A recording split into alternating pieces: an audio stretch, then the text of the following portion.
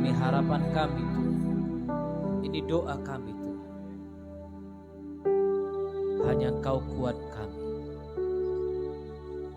Hanya Engkau tempat yang teraman bagi kami. Engkau sukacita kami. Engkau kebahagiaan kami. Engkau damai sejahtera kami.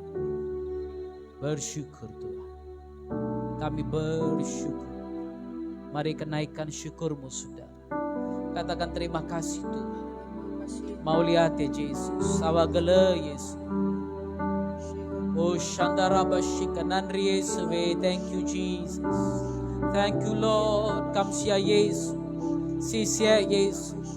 Oh Rabayara Labaso. Shandanama Yara Namaso. Haleluya, haleluya, haleluya, haleluya, haleluya. Engkau baik Tuhan. Engkau baik, Engkau baik, Engkau baik Yesusku. Shandanama yara labasu. Shandarabarabarabarabaraba shik. Shandarabarabarabarabaraba shik. Shandarabarabarabarabaraba yara shik. Haleluya. Hallelujah, hallelujah, hallelujah. Thank you Lord, thank you Lord, thank you Lord. Thank you Jesus. Hallelujah, hallelujah.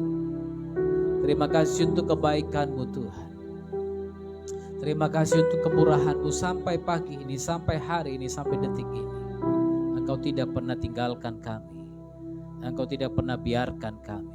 Walaupun kami menghadapi masalah di sana sini, persoalan di sana sini. Tapi dalam segala sesuatu kami melihat Tuhan ikut campur tangan.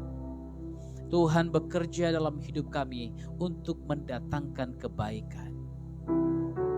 Khususnya bagi orang-orang yang mengasihi Tuhan. Yang hatinya dekat dan lekat padamu Bapa. Kami bersyukur, kami berterima kasih. Urapi hamba-Mu yang tidak ada apa-apanya ini.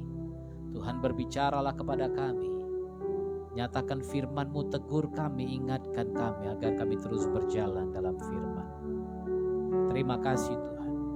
Berikan kami telinga seorang hamba dan hati seorang murid. Bukan saja kami mendengar firman, tapi terus menjadi pelaku firman. Bagi kemuliaan nama Tuhan Yesus Kristus. Dalam nama-Mu yang kudus. Kami berdoa dan bersyukur Bapa. Haleluya. Amin. Amin. Silakan duduk Bapak Ibu. Haleluya. Shalom bagi kita semua. Tuhan Yesus baik. Amin.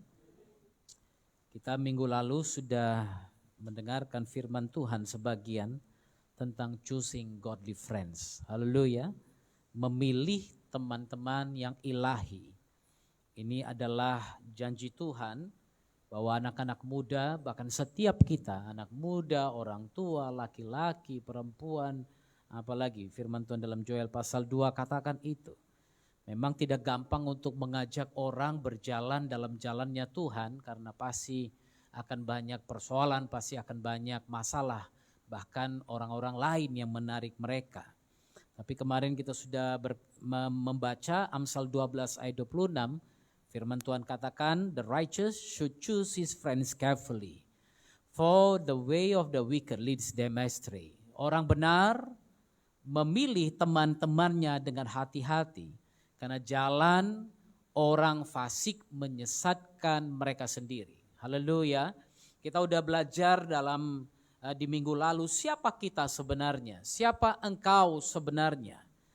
Engkau adalah milik Tuhan, engkau adalah generasi pilihan Tuhan, engkau adalah imamat yang rajani, engkau adalah bangsa yang kudus, engkau adalah umat kepunyaan Tuhan sendiri. 5 hal ini, ingat siapa diri Anda dan milik siapakah Anda. Itu sebabnya Anda adalah unik, Anda tidak bisa disamakan dengan orang lain, Anda bukan orang biasa-biasa saja. Yang kedua, Why are you called? Kenapa engkau dipanggil Tuhan? Untuk apa engkau dipanggil oleh Tuhan?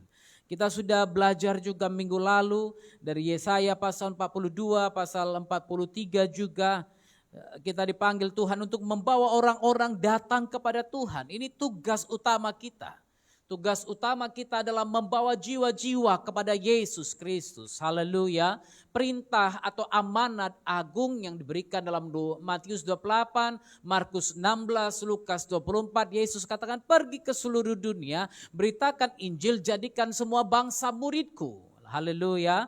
Lalu kemudian kenapa engkau dipanggil? Agar engkau diberkati oleh Tuhan.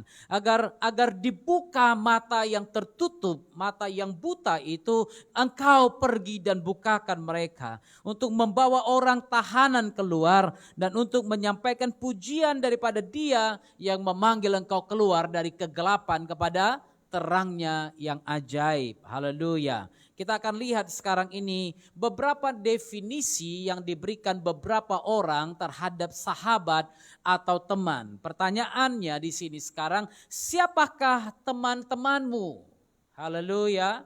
Anda boleh mulai melihat kiri kanan dan mulai hitung-hitung, mungkin buat list, buat daftarnya. Siapakah teman-teman Anda?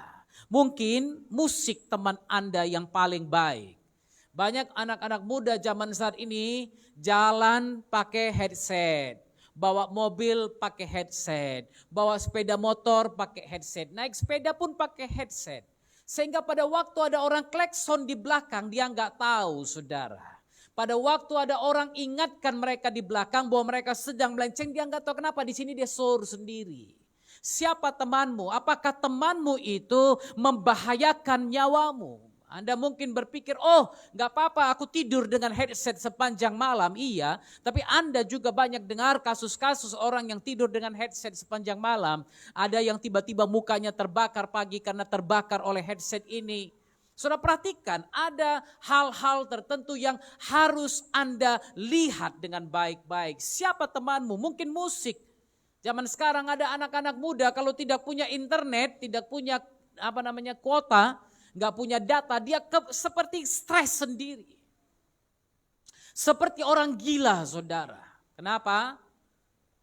Sebentar-sebentar checking status. Berapa orang yang lihat saya punya Facebook, berapa orang yang lihat Instagramku, berapa orang yang lihat WhatsAppku, berapa orang yang baca statusku dan lain sebagainya. Ini menjadi sahabat bagi sebagian orang pada masa ini. Saya kaget, saudara, di Facebook saya. Tiba-tiba saya lihat ada mama-mama yang umur 60 tahun punya akun Facebook. Tante-tante saya beberapa orang punya akun Facebook. Saya kaget, saudara. Ini mau berteman sama saya di Facebook. Umur dia 65 tahun masih bisa belajar rupanya Facebook. Tapi kalau disuruh baca Alkitab, aduh Pak, mata udah kabur, udah gak bisa lagi. Facebook dari pagi sampai malam dia bisa. Tapi Alkitab dia tidak bisa. Baca firman dia tidak bisa. Yang ketiga, TV. Ada orang, anak-anak sekarang kalau tidak ada TV tidak bisa hidup. Ya kan? Anak saya beberapa hari ini sudah saya katakan tidak boleh ada YouTube lagi. Tidak boleh ada YouTube lagi. Karena saya lihat kalau Anda nonton YouTube terus, pikiran Anda juga terpengaruh oleh YouTube. Apa yang Anda lihat, apa yang Anda tonton, siapa yang bersama dengan Anda sepanjang hari, itu akan menentukan siapa Anda. Who are your friends?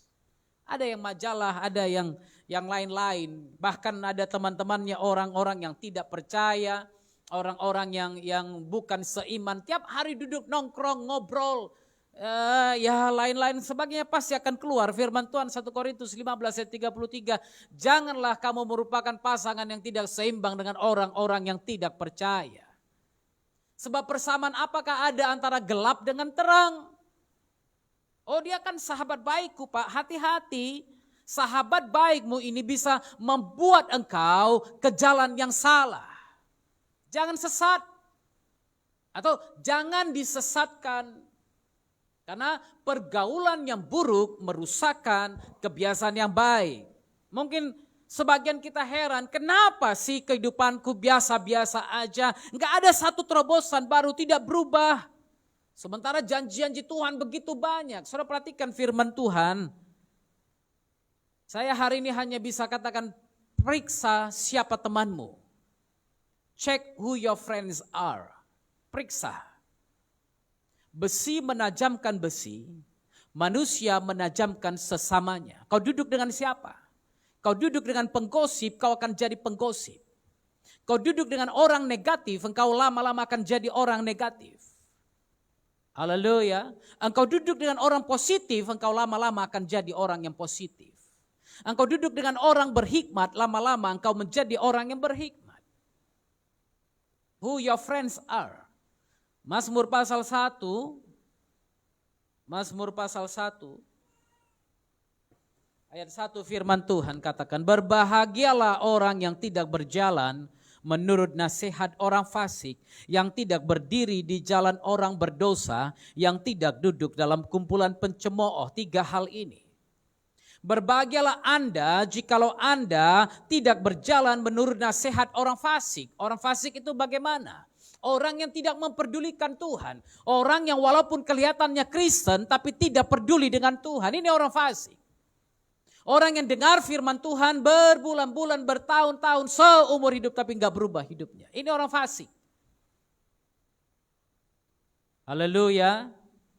Yang tidak berdiri di jalan orang berdosa. Lihat firman Tuhan kata, kalau kau berdiri saja di jalan orang berdosa, engkau sedang dalam posisi berbahaya. Haleluya. Anda ingat, lihat kejadian. Anda duduk sama orang-orang narkoba, lalu kemudian polisi datang gerebek, apa yang terjadi? Anda ikut diangkat. Anda ikut diangkat. Ini yang Yesus firman Tuhan katakan, yang tidak berdiri di jalan orang berdosa. Udah tahu itu jalan orang berdosa, ngapain kau berdiri di situ? Cari penyakit namanya kan? Betul kan? Ngapain berdiri di situ? Itu jalan orang berdosa. Nampak dia lagi. Pernah lihat? Makanya jalan pun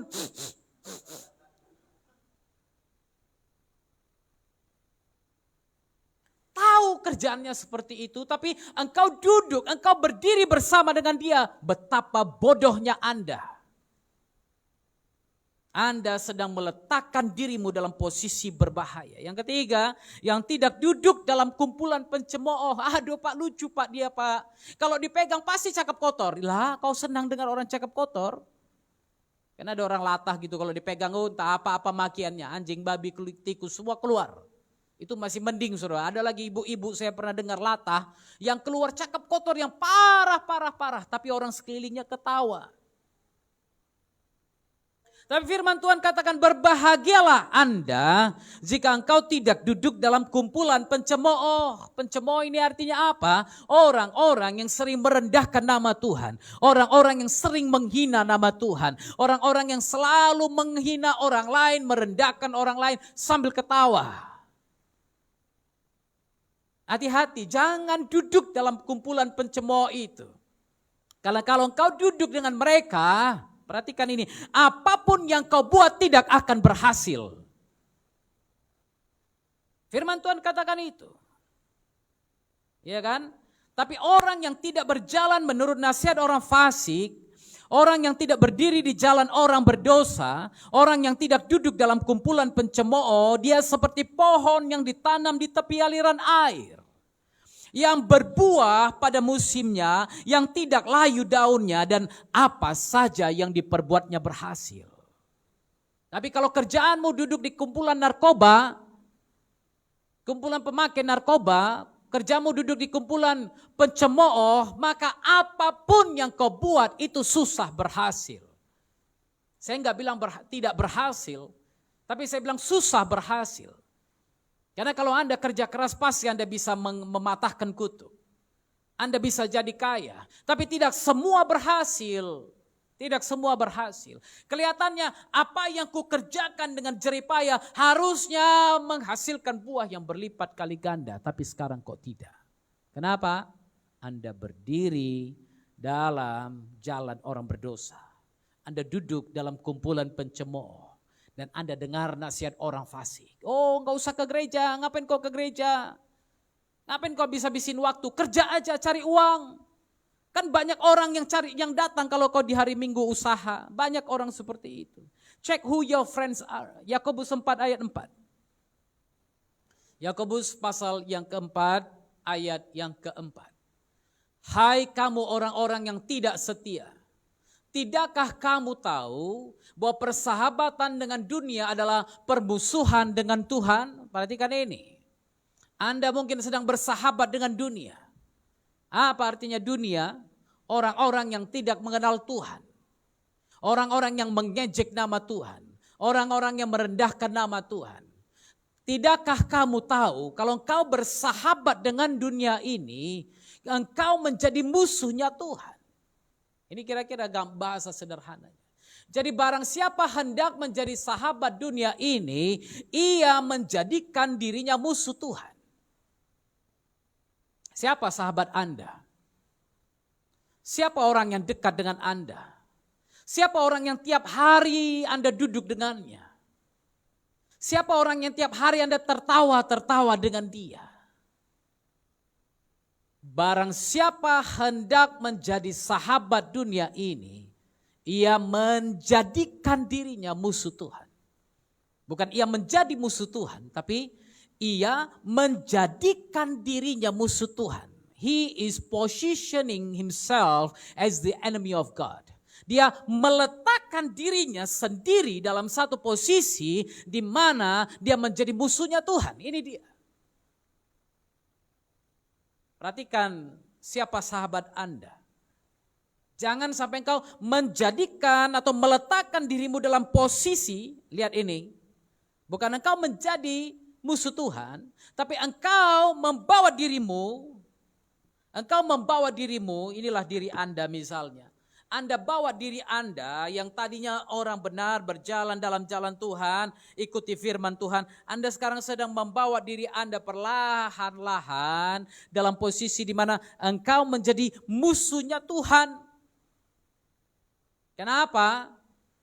Kalau orang yang tidak mengenal Tuhan memusuhi Tuhan, bagaimana engkau bisa katakan, oh enggak, walaupun dia memusuhi Tuhan, walaupun dia enggak seiman Pak, tapi dia tetap sahabat baikku karena dia menghargai aku. Tapi engkau sedang meletakkan dirimu menjadi musuhnya Tuhan. Hati-hati dengan itu. 1 Yohanes pasal 2 ayat 15.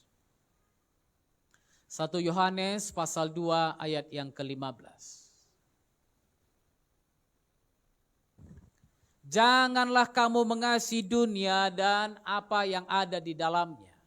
Karena jikalau orang mengasihi dunia, maka kasih akan Bapa tidak ada di dalam orang itu. Lanjut satu ayat lagi. Sebab semua yang ada di dalam dunia ini, yaitu keinginan daging, keinginan mata, serta keangkuhan hidup bukan berasal dari Bapa, melainkan dari dunia. Haleluya. Jangan mengasihi dunia ini. Artinya apa? Oh, bukan berarti Anda tidak boleh mengasihi orang lain. Anda harus mengasihi orang lain. Itulah jati diri Anda sebagai anak Tuhan. Seorang anak Tuhan pasti punya buah roh. Kasih, sukacita, damai, sejahtera, dan lain sebagainya. Dan kasih itu ada di depan. Haleluya. Tapi semua yang ada dalam dunia ini, keinginan daging, keinginan mata, keangkuhan hidup bukan berasal dari Bapa. Karena itu ayat 15 tadi katakan, jangan mengasihi dunia. Karena dunia ini terdiri dari 3 hal. Keinginan daging, keinginan mata, keangkuhan hidup. Jangan kasihi itu. Karena daging, keinginan daging pasti akan menyeret Anda jauh dari Tuhan. Keinginan mata juga seperti itu. Jikalau engkau mengasihi dunia dengan segala keinginannya itu, apalagi keangkuhan hidup, sombong, karena udah diberkati jadi sombong. Karena udah punya semuanya jadi sombong. Kenapa? Keinginan daging, keinginan mata, keangkuhan hidup menguasai dia. Maka kasih akan Bapa tidak ada dalam orang itu. Haleluya. Mau ibadah gak bisa Pak. Mau melayani gak bisa Pak. Kenapa? Kasih akan Bapa tidak ada lagi dalam orang itu. Yang ada kasih akan dunia. Keinginan daging menyeret dia jauh dari Tuhan. Keinginan mata menyeret dia jauh dari Tuhan. Nah, apalagi yang namanya keangkuhan hidup. Tapi inilah yang sedang terjadi dalam dunia. Ada seorang yang bernama Frank Williams. Menanggapi tingginya angka kekerasan dan free sex di Amerika. Frank Williams ini seorang eksekutif director dari majalah Source. Dia katakan begini, if you want to see a better violent free generations, jikalau Anda ingin melihat satu generasi yang lebih baik, yang bebas dari kekerasan, musik dan lingkungan has a big enrollment. Punya satu keterlibatan yang sangat besar. Musik dan lingkungan punya satu keterlibatan yang sangat besar. The composers, the singers must choose and put the appropriate words for their songs. Penyanyi, pengarang lagu harus memilih dan meletakkan kata-kata yang tepat dalam lagu-lagu mereka. Haleluya. Hati-hati apa yang Anda dengar. Hati-hati. Saya dengar zaman sekarang banyak lagu dangdut yang aneh-aneh kata-katanya. Betul kan? Dangdut ini paling luar biasa, saudara. Memang dangdut is the music of Indonesia.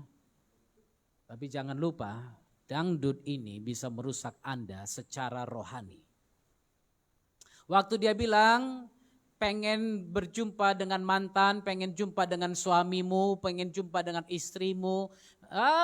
Aduh, aneh-aneh. Saya kadang-kadang dengar lagu-lagu ini, saya bingung lah. Ini dinyanyikan di depan umum, masuk di TV lagi gitu. Dan ada orang Kristen yang dengar. Ada orang Kristen yang dengar Cinta Satu Malam. Ini lagu lama yang saya tahu, lagu baru Anda lebih tahu lah. Itu kan sempat Cinta Satu Malam. Anda tahu Cinta Satu Malam itu perjinahan. Bercinta dengan seseorang hanya semalam itu perjinahan besar. Itu sebabnya pada waktu Anda nyanyikan itu akan masuk dalam pikiranmu. Dan pikiranmu mulai adjusting yourself. Menetralkan pikiranmu. Iya kan? Dia akan bilang, gak apa-apa. Semua orang juga nyanyi lagu itu kok. Siap nyanyi, semua orang juga buat itu. Semua orang juga bercinta satu malam. Ya kan? Semua orang buat kesalahan-kesalahan begitu biasa aja. Kenapa? Anda mulai mendengar, lalu kemudian Anda menyaring-nyaring, ya kan? Macam-macam Shema. Shema Israel. Tapi Shema Israel kan dengar firman Tuhan, ini enggak dengar lagu itu. Kalau dengar lagu kayak gitu dia bisa cerna. Dia dengar, dia cerna, dia pahami dengan baik apa isi lagu itu. Oh iya. Lalu setelah itu dia buat action. Tapi dengar firman Tuhan, enggak bisa Pak, enggak masuk akal Pak. Agak terganggu aku hari ini Pak, ngantuk aku tadi Pak, enggak bisa dengar firman Tuhan. Hati-hati, musik dan lingkungan di mana engkau berada sangat menentukan bagaimana generasi yang akan datang nanti. Bagaimana hidup Anda, siapa temanmu menentukan siapa Anda. Haleluya. Saudara lihat narkoba, lebih dari 90% pecandu narkoba itu terjadi karena apa? Pengaruh teman-teman. Pengaruh teman-teman. Duduklah. Sekali aja tarik, ini ada barang ini. Udah ya. Udah gak apa-apa, udahlah, pergilah. Besok macam lembu yang dicocol hidungnya, dicocol apa cocok itu, ditariklah dia. Sekali lagi bro, si bro pun udah 2 hidung. Tadi 1, sekarang 2. Macam lembu yang ditarik, minggu depan dia yang nyari. Semalam kawan kasih, gratis. Iklan setan kan kayak gitu. Pertama gratis, semuanya gratis. Saya pun dulu gitu waktu sama kawan-kawan, rokok di atas meja. Mau Samsu, mau GP, mau apa, semua ada di situ dulu. Saya paling suka ada namanya Sigarilos. Kayak cerutu saudara. Kalau nggak ada itu nggak mau rokok, karena yang lain-lain tuh kayaknya nggak. Tiap minum, tiap rokok mau muntah aku. Saya suka Sigarilos. habis kumatiin potong. Walaupun agak tipisnya dia, nggak tebal-tebal kali kan. Dulu pertama merokok, kawan traktir. Ayo bro, ini mantap nih bro. Mulailah aku pun tarik, enak. 2-3 hari dia kasih gratis. Hari keempat, sekarang kau lah yang beli bro. Masa 3 hari kau ambil punya aku terus. Oh iya, ayo beli berapa. Gitu juga minum. Tapi untung saya gak suka minum dari dulu. Bukan minum air putih dari dulu paling suka. Kawan saya dulu di Budi Murni SMA-nya. Jalan Timur. Di belakang itu ada kawan saya punya warung. Kalau dari depan warungnya biasa, di dalam ada tempat minumnya. Jadi kami cabut dari sekolah, duduk di belakang warung itu. Minuman botol apapun ada di situ. Anak SMA tapi minumnya ngeri saudara. Walker, vodka, nggak habis simpan di rumah dia. Minum, pertama gratis. Ayo bro, aku memang nggak suka minum, untung selamat. Ya minum udah mulai mabuk, orang tuku tuang lah minumanku ke tempat dia. Yuk cepat kali kau habis, tambah ditambah lagi. Udah mulai mabuk lagi, kutuang lagi tempat orang tuh. Mak kawan ini gak mabuk-mabuk pikirnya, puji Tuhan lah pikirnya hebat kali aku kan. Besoknya dia mulai lagi bilang ayolah tek-tekan kita, tek-tekan. Kan istilah orang Medan tek-tekan, ayo urung-urungan gitu kan. Tapi pada waktu mulai tek-tekan, karena kan Walker kan lumayan mahal saudara. Saya bilang aku enggak minum lah. Aku berhentilah dari sini ya, puji Tuhan. Puji Tuhan, Tuhan tidak izinkan jatuh lebih dalam. Siapa temanmu, siapa lingkunganmu menentukan siapa Anda. Satu hari ada seorang petani menemukan anak singa. Anak singa waktu kecil dia lihat kasihan, lucu kayak anak anjing, kecil dia mungkin mamanya ditembak mati oleh pemburu sehingga dia nggak punya mama lagi. Lalu petani ini ambil anak singa itu dan dia bawa pulang. Petani ini punya beberapa ekor kambing saudara. Jadi anak singa ini dia letakkan di kandang kambing dan kebetulan induk kambing itu baru melahirkan. Sehingga anak-anaknya mulai menyusu dan anak singa ini pun ikut menyusu dengan induk kambing itu. Dia menyusu lalu kemudian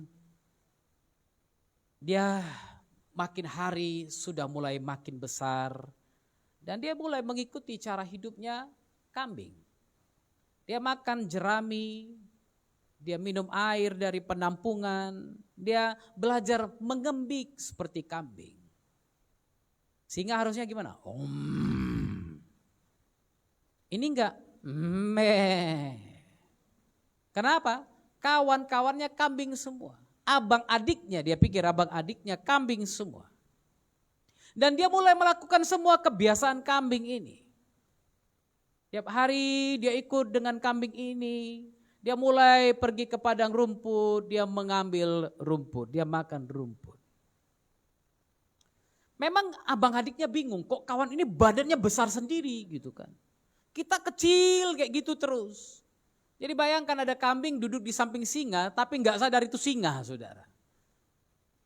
Dan si singa ini pun gak sadar bahwa dia bukan kambing. Suatu hari seekor singa lainnya yang garang datang dan mengaum dari kejauhan. Semua kambing-kambing ini lari karena ada yang wow dari jauh. Nah itu kan, kalau singa yang buka mulut, yang tidur pun bangun. Lah firman Tuhan bilang gitu, siapa yang bisa tidur kalau singa mengaum? Firman Tuhan bilang gitu. Si singa yang dari jauh itu mengaum dengan demikian hebatnya. Kambing-kambing yang ada di sekitar mulai lihat kiri kanan lalu kemudian mereka lari bersembunyi bersama si kambing singa ini. Kambing singa ini mau sembunyi tapi gak bisa. Karena badannya besar, dia nggak dapat tempat sembunyi seperti kambing yang lain. Tapi dia ikut bersembunyi karena dia ketakutan. Si singa yang di atas tadi mulai turun dan menerkam anak kambing lainnya. Dan si singa yang bersama dengan kambing-kambing ini melihat, loh kawanku dimakan. Dia tambah ketakutan, saudara. Dia tambah ketakutan. Dia sembunyi dan bersama-sama dengan induknya mereka akhirnya kembali ke rumah si petani. Gambaran singa itu menghantui dia. Dia begitu ketakutan melihat singa itu mencengkeram anak kambing. Suatu hari dia pergi minum di sungai dengan kambing-kambing lainnya. Dan sewaktu dia mau menundukkan kepalanya untuk minum, tiba-tiba dia melihat singa yang dia jumpai hari itu ada di air. Dia lari ketakutan, dia bilang singa, singa, singa, singa. Semua kambing lain pun lari ketakutan bersembunyi lagi. Lalu mereka ngintip keluar, mana singanya? Kok enggak ada? Iya, tadi aku lihat singa, kata si singa kambing ini. Lalu kemudian mereka, udah pergi mungkin. Ayo kita balik lagi ke sungai. Balik lagi ke sungai, dia minum lagi, dia lihat lagi singa, dia teriak lagi, singa, singa, singa, singa. Semua lari, semua sembunyi lagi. Tapi waktu kali ini dia mau bersembunyi, dia lihat ke belakang. Pada waktu dia lihat ke belakang, dia lihat singa yang satu itu seolah-olah berbicara kepada dia. Seolah-olah dia mengangguk dan berkomunikasi. Dia katakan, kamu dan saya sama, mari bergabung denganku. Kau bukan di situ tempatmu, mari bergabung denganku. Singa kambing ini heran. Dia berpikir, kok aku mengerti isyarat dari singa itu. Si pemangsa terus memanggilnya, mengajak dia keluar dari kumpulan kambing itu. Dia ragu. Dia mulai melangkah kecil berbalik ke belakang. Tapi lihat lagi ke belakang, dia lihat lagi kawannya, dia lihat lagi saudara seinduk dengan sesusu dengan dia. Dia berjalan saudara. Dia jalan, dia lihat lagi. Yang lain bilang embe. Kenapa kau pergi katanya. Sinilah, baliklah. Dia berpikir enggak, kayaknya tempatku enggak di sini, tempatku di sana. Karena aku sejenis dengan dia. Dia berjalan pelan-pelan. Dia berjalan pelan-pelan sambil terus melihat ke belakang. Air matanya bercucuran. Tapi dia terus berjalan. Dia mulai seberangi sungai tersebut. Namun tiba-tiba di tengah-tengah sungai itu, dia lihat lagi ke belakang. Karena dia hampir hanyut, tapi ternyata pada waktu dia terbawa arus, dia masih bisa berenang dengan pandainya, dengan lincahnya. Dan akhirnya dia membulatkan tekadnya untuk pergi dan tidak mundur. Tanyakan dirimu, engkau singa atau kambing? Atau engkau singa kambing? Tanyakan dirimu, kalau engkau singa, engkau akan berada di kumpulan singa. Engkau enggak akan berada di kumpulan kambing. Karena kambing makannya berbeda. Singa makannya berbeda. Kambing makannya plastik pun dia bisa makan. Tapi singa harus makan protein. Dia harus makan daging. Demikian juga dengan Anda. Anda bukan kambing. Haleluya. Anda adalah anak dari singa dari Yehuda itu.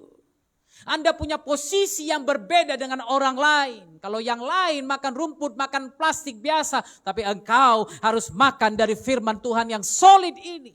Supaya rohmu kuat, tubuh dan jiwamu mantap dalam Tuhan. Haleluya. Nah, harus Bu Tabarat ingatkan sama kita. Haleluya. Karena kebiasaan gini. Udah kebiasaan gini, gak tahu lagi tepuk tangan. Nggak tahu lagi kapan memberikan terbaik untuk Tuhan. Definisi sahabat. Seorang anak laki-laki mendefinisikan sahabat itu apa? Pertama, sebagai seseorang yang tetap menyukai kita meski telah mengetahui segala sesuatu tentang diri kita. Ini sahabat. Sahabat itu walaupun dia tahu ada kejelekan dalam dirimu, ada hal yang tidak pas dalam dirimu dan dia tahu, tapi dia tetap akan menyukai kita. Ini anak kecil yang bilang. Lalu kemudian ada seorang bernama Ralph Waldo Emerson. Dia seorang penulis, dia katakan begini, seorang sahabat adalah salah satu karya agung dari alam. Dan Anda tidak gampang menemukan sahabat. Gak gampang. Saya mungkin sampai hari ini belum punya sahabat sejati selain Yesus. Belum punya. Gak bisa dibilang ada yang merupakan sahabat saya. Karena sahabatku hanya Yesus. Belum dapat. Henry Durbinville katakan, seorang sahabat adalah orang pertama yang menghampiri kita ketika seluruh dunia meninggalkan kita. Seluruh dunia meninggalkan Anda, tapi sahabat, dia akan menghampiri Anda pada waktu dia tahu Anda sedang sendiri. Makanya penulis lagu, Yesus kau teman sejati, kau menanggung dosaku.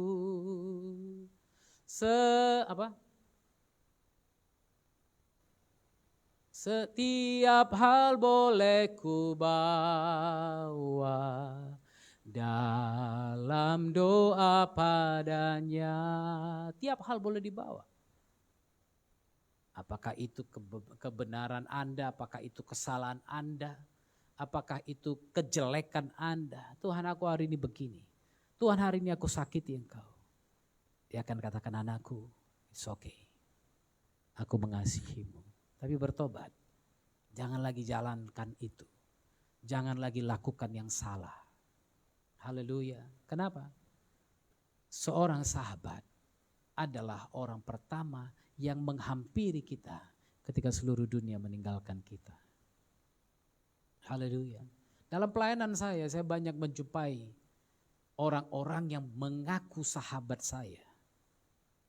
Tapi pada waktu mereka melihat ada sesuatu kebijakan yang saya ambil dan dia tidak setuju, dia tinggalkan saya. Yang sedapnya pernah satu kejadian ada orang pernah nangis dengan saya. Saya enggak akan pernah tinggalkan Bapak. Sampai ku ambilkan tisu sama dia, ku kasih lapak ingusnya, aku bilang. Enggak lama dia salah satu orang yang menyerang saya. Dan hampir tidak ada orang yang menghampiri saya pada waktu-waktu saya kesulitan, kesusahan. Hanya Yesus jawaban hidupku. Haleluya. Haleluya. Jangan cari di tempat lain. Kalau Anda punya sahabat, Anda manusia paling beruntung di muka bumi. Ada seorang mengatakan pemimpin itu adalah orang yang paling kesepian. Kenapa? Dia tidak gampang punya sahabat. Gak gampang. Pemimpin untuk punya sahabat itu tidak gampang. Tapi pemimpin dalam Kristus, dia punya satu sahabat yang akan terus menguatkan dia. Haleluya. Bersama dia hatiku tenang, walau dalam lembah kegelapan. Bersama dia hatiku damai, walau hidup penuh tantangan, tak satu pun dapat menolongku, tak seorang pun dapat menghiburku. Hanya Yesus jawaban hidupku. Haleluya.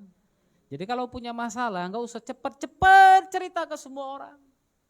Cerita ke semua orang. Akhirnya pada waktu Anda sudah mulai baik, orang bilang, tapi dulu gini, kok sekarang enggak? Kok dulunya gini, kok sekarang ngakur lagi? Kenapa? Cepat kali ceritanya. Diam aja dulu. Haleluya, diam aja dulu. Bawa kepada sahabat sejati itu. Amin. Bawa ke dia. Dia nggak akan ceritain ke siapapun.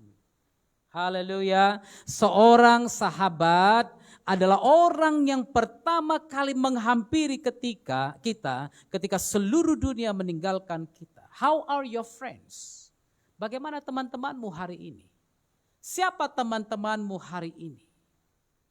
Alkitab katakan seorang sahabat menaruh kasih setiap waktu. Amsal 17 ayat 17. Seorang sahabat menaruh kasih pada setiap waktu dan menjadi saudara dalam kesukaran. Amsal 17 ayat 17.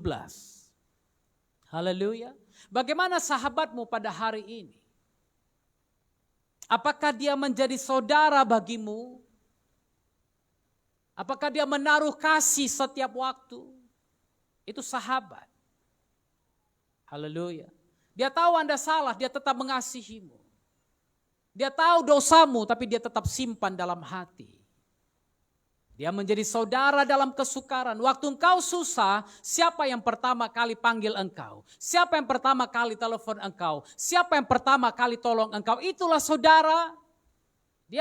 Itulah sahabat. Dia menjadi saudara dalam kesukaran. Jangan setelah engkau kaya, setelah engkau diberkati, engkau lupa apa perbuatan baik yang orang buat bagimu.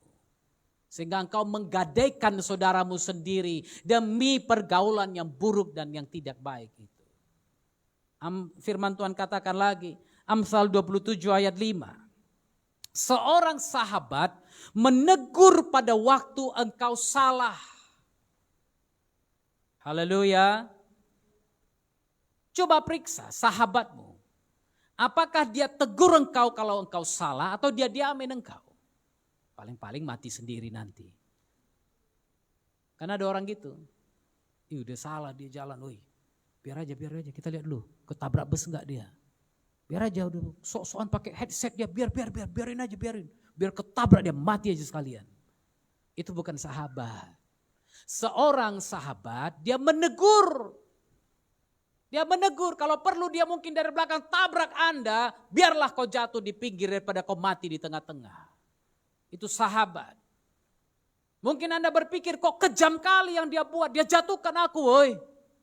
Tapi kau enggak sadar, sahabatmu lihat ada bahaya datang dari depan. Dan sahabatmu demi menyelamatkan nyawamu, dia jatuhkan engkau. Jangan langsung bilang jahat sahabatku ini.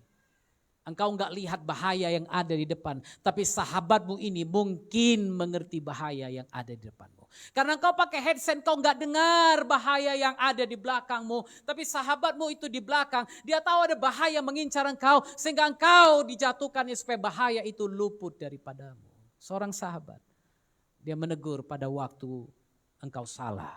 Dia enggak diam waktu engkau salah. Agar jangan engkau terperosok lebih dalam lagi. Lebih baik teguran yang nyata-nyata daripada kasih yang tersembunyi. Haleluya. Lebih baik. Amin. Jadi kalau ada sahabatmu yang menegur Anda, lebih baik Anda terima itu. Mungkin 1-2 hari engkau enggak bisa terima. Tapi hari ketiga engkau akan mengerti, oh rupanya karena ini. Itu sahabat. Amin. Apa yang harus kulakukan untuk punya sahabat yang baik? 2 hal ini. Yang pertama, make up your standard. Buat standarmu sendiri. Haleluya. Kehidupan rohani kita harus lebih dulu memiliki standar Kristus. Standar Kristus. Sehingga orang lain dapat melihat Kristus dalam dirimu. Haleluya. Miliki sifat bersahabat. Kalau mau bersahabat, miliki dulu sifat bersahabat. Amsal 18 ayat 24. Haleluya. Ada Amsal 18 ayat 24. Oke, dalam bahasa Inggrisnya dikatakan begini. He who wants to have a friend must himself be friended. Orang yang mau berteman, coba lihat mungkin ayat sebelum sesudahnya ada. Karena saya buat ini dalam bahasa Inggris. Seorang yang mau bersahabat, dia harus bersahabat lebih dulu. Dia harus tunjukkan dirinya bersahabat. Kayak mana Anda mau bersahabat, tapi Anda tidak mau bersahabat. Bro, uangku ya bro, tapi uangku ya bro. Ini gak bisa bersahabat. Setiap diajak makan, kawannya terus yang bayar. Dia santai aja. Oh kan ada sahabat. Saya kadang-kadang kumpul dengan hamba-hamba Tuhan yang hebat-hebat, yang jemaatnya ribuan. Tapi selalu saya berusaha saya bayar lebih dulu. Karena itu kawan-kawan saya, ada pendeta-pendeta besar yang Tuhan pakai. Kalau saya ke Jakarta, saya diajak makan dan makanan itu sebelum sampai sudah lunas dibayar. Jadi kami duduk di restoran, makanannya udah lunas dibayar. Walaupun kadang saking sibuknya. Saya punya sahabat, Pak Yohanes Nahwai, anaknya Pak Yakub Nahwai. Kadang-kadang kami jumpa tengah malam, jam 9, jam 10. Waktu kami sampai, kadang-kadang dia bilang, bro minta maaf aku gak bisa hadir. Tapi makananmu udah dibayar ya. Hah? Aku bilang, ngapain dibayar, mending aku pulang. Aku bilang, enggak, kamu harus datang makan. Haleluya. Jangan karena dia orang kaya, dia terus yang bayar. Kalau mau berteman, Anda dulu harus bersahabat. Amin. Itu namanya sahabat, itu definisi sahabat menurut Alkitab. He who wants to have a friend must himself be friended. Dia harus ramah dulu kalau mau bersahabat. Jangan mau bersahabat tapi enggak peduli dengan orang lain. Haleluya. Berinisiatif kembangkan hubungan dengan orang lain. Mau bersahabat. Punya inisiatif lah, datang gereja jangan duduk lalu pulang. Siap itu Anda bilang gak ada yang datang tegur aku. Lah kau datang siap ibadah doa berkat langsung hilang. Inisiatif kembangkan hubungan dengan orang lain. Haleluya. Dan mungkin ini gak bisa terjadi nanti di Sujuya. Karena apa? Ya orang yang datang mungkin dari berbagai tempat mereka datang dan pergi. Tapi Anda di sini masih punya kesempatan untuk itu. Karena di sana nanti saya nggak mungkin panggil satu-satu mendata lo, kamu kok nggak datang, kamu kok nggak bisa lagi, terserah. Siapa mau datang, datang. Nggak mau datang, terserahmu.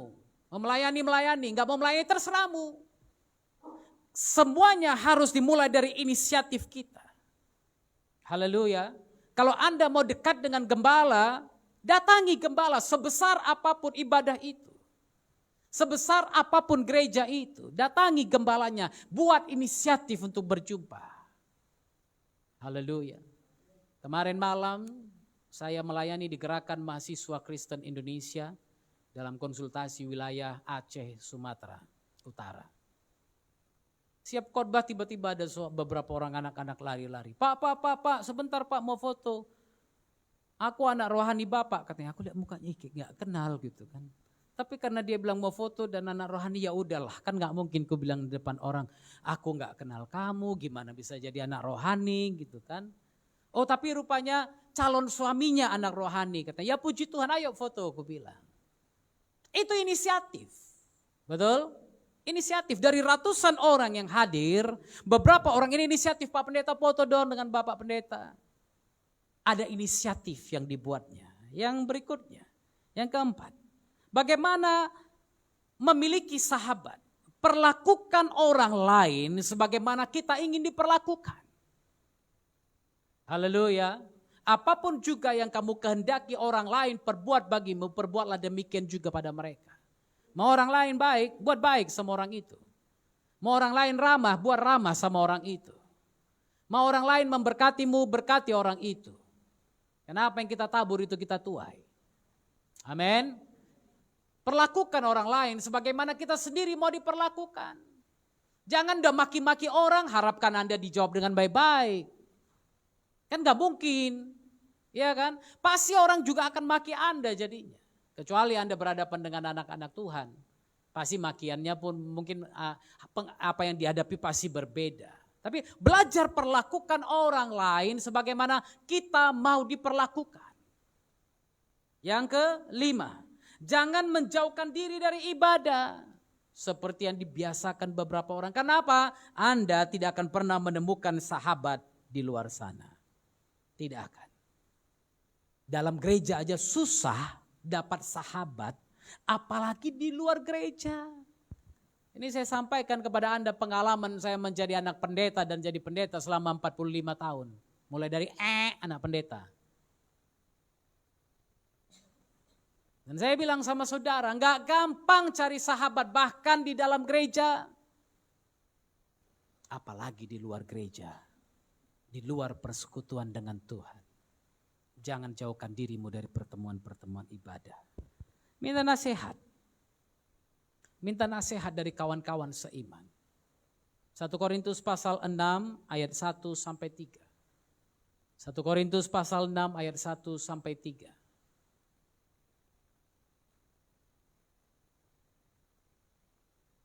Apakah ada seorang di antara kamu yang jika berselisih dengan orang lain, berani mencari keadilan pada orang-orang yang tidak benar dan bukan pada orang-orang kudus? Atau tidak tahukah kamu bahwa orang-orang kudus akan menghakimi dunia? Dan jika penghakiman dunia berada dalam tangan kamu, tidakkah kamu sanggup untuk mengurus perkara-perkara yang tidak berarti? Tidak tahukah kamu bahwa kita akan menghakimi malaikat-malaikat? Jadi apalagi perkara-perkara biasa dalam hidup kita sehari-hari. Ada masalah? Minta nasihat kepada hamba Tuhan. Karena kita akan menghakimi orang-orang pada akhir zaman nanti. Saya kalau ada masalah, saya serahkan sama Tuhan. Kemarin saya ada masalah. Saya serahkan sama Tuhan. Saya harus jumpa orang itu besoknya.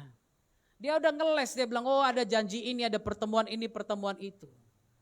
Dan terakhir saya udah duduk di tempat janji. Dia bilang, maaf gak bisa datang, anakku sakit. Oh dalam hatiku, aku gak doa supaya anakmu sakit. Tapi kamu jangan bermain-main dengan hamba Tuhan. Kenapa? Hamba-hamba Tuhan, bahkan Anda juga yang sungguh-sungguh dalam Tuhan. Anda akan duduk menghakimi bahkan malaikat-malaikat. Haleluya. Itu sebabnya minta nasihat.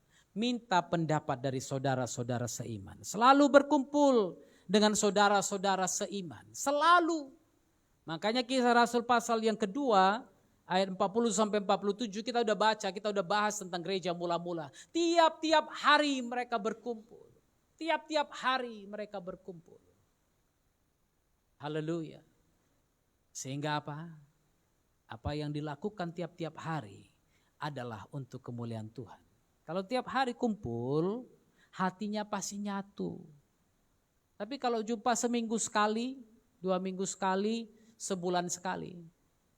Makanya saya kadang-kadang kalau ada orang mau menikah, saya cek dulu.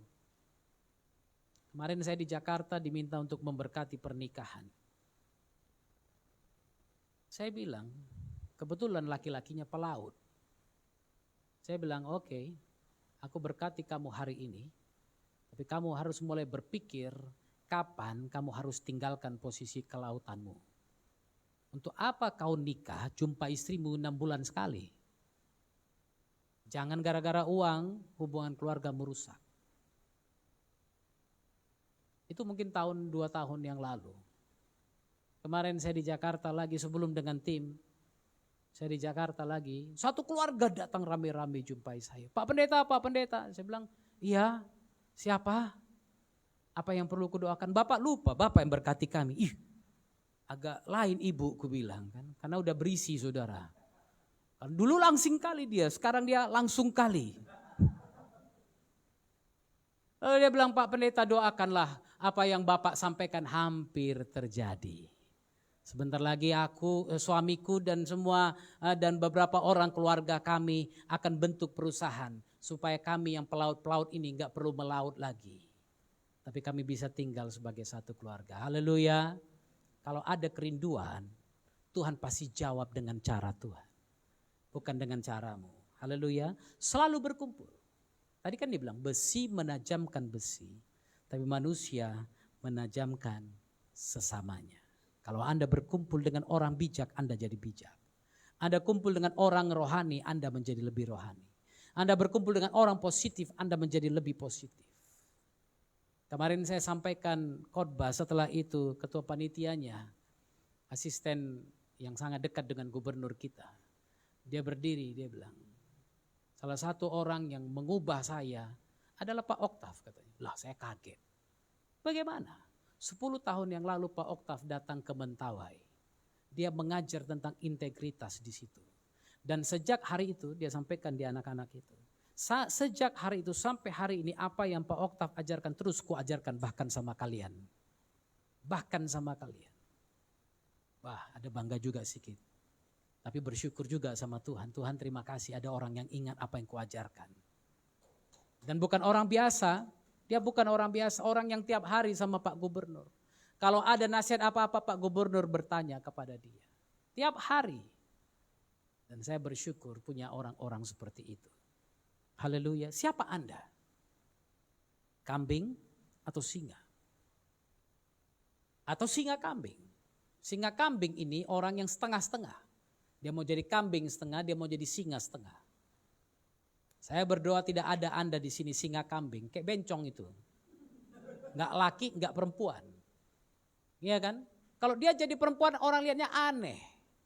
Dia jadi laki orang lihatnya pun aneh.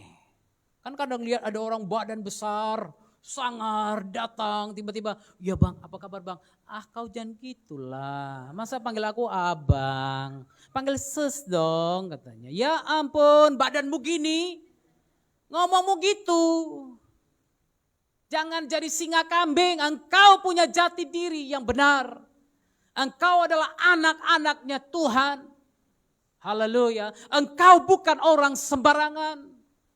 Itu sebabnya siapapun yang ada di sekitarmu harus mendengarkan apa yang kau katakan. Karena perkataanmu juga berasal dari dia. Haleluya. Bersama Yesus lakukan perkara besar. Bersama Yesus tidak ada yang sukar. Bersama Yesus ada jalan keluar. Untuk masalahku, untuk masalahmu, untuk masalah kita semua. Kenapa? Yesus adalah Tuhan yang besar. Karena itu bersama dia tidak ada yang sukar. Bersama dia kita semua akan lakukan perkara-perkara yang besar. Tinggal menentukan siapa Anda sebenarnya. Tinggal melihat siapa Anda sebenarnya. Jangan balik ke belakang. Jangan lagi ikut dengan kambing karena engkau adalah singa itu. Haleluya. Percaya? Katakan kepada kawan kiri kanan. Bro, kau singa bro. Ses, kau singa loh ses. Oh, singa betina lebih ngeri loh saudara. Singa betina lebih ngeri. Ada yang dekat aja dengan anaknya. Singa betina gak mau diam. Dia lebih sangar lagi. Haleluya. Saya pernah nyetir dari Zimbabwe menuju Botswana satu hari. Saya pakai mobil kijang jantan. Warna merah seperti bajunya Bu Florentina itu. Warna merah menyala seperti itu mobil kijang itu. Dan waktu kami pulang dari Zambia, knalpotnya udah bocor. Pom pom pom pom pom pom pom pom pom pom pom pom pom pom pom. Saya sedang nyetir, tiba-tiba di depan saya ada sekumpulan singa duduk di jalan. Aduh, kaca mobil nggak bisa dinaikkan, saudara. Jadi dari dulu perjalanan kami jarang punya mobil yang sehat-sehat kali. Kami pulang dari mana itu Pak? Dari Jogja, bannya kayak gitu. Dari Palembang kami pulang ke Medan, bannya udah kalau orang Medan udah bunting saudara. Jadi kalau jalan kenek. Makanya kawan ini antam 180-100 supaya gak terasa goyangnya saudara. Dan lupanya sampai hari ini masih goyang juga bannya karena belum beres juga, belum keluar juga, belum hamil, belum melahirkan juga dia. Jadi saya lihat singa di depan, jendela gak bisa ditutup. Kijang jantan itu kan jendela cukup besar saudara. Tapi mau gak mau saya gak bisa berhenti. Saya jalan, singa-singanya mulai saya klekson, dia berdiri. Waduh saudara kalau Anda lihat singa betul-betul yang liar, Anda gak akan pikir ini di kebun binatang lagi. Ada lebih dari 10 singa berada di sekitar saya pada waktu itu. Dan saya klekson, saya pelan, aduh entah kenapa aku bawa mobilnya pelan. Mungkin supaya jangan singa itu merasa aku musuhnya gitu kan, lari-lari cepet gitu kan. Saya pelan saudara. Sambil saya jalan teman saya ada seorang ibu dibilang, Oktav bentar aku mau foto katanya. Gile. Dia ambil kamera zaman dulu yang ada blitznya. Dia ambil dan dia foto kepada singa-singa itu. Satu singa mulai berdiri, kakinya mulai bergerak. Aku ngebut, bus. Dan aku yakin kalau dia masuk ke dalam habis satu mobil itu. Itulah singa betina. Ibu-ibu, jangan pikir Anda sembarangan. Amin. Ada lagu lama bilang, dialah singa dari Yehuda, Yesus patahkan belenggu, bebaskan kita dia, gunung batu keselamatanku. Dia singa dari Yehuda. Kalau dia singa dari Yehuda, engkau dan saya anak-anaknya, juga anak-anak dari keturunan singa Yehuda itu. Haleluya, singa Yehuda itu akan datang menghakimi bumi satu hari nanti. Itu sebabnya cari sahabat-sahabat yang merupakan keturunan dari singa Yehuda ini. Sehingga engkau tidak masuk dalam kumpulan kambing-kambing congek lagi. Haleluya. Tapi engkau masuk dalam kumpulan singa-singa yang dahsyat, yang luar biasa. Yang melakukan hal-hal besar untuk Tuhan. Haleluya. Kita bersatu dalam doa.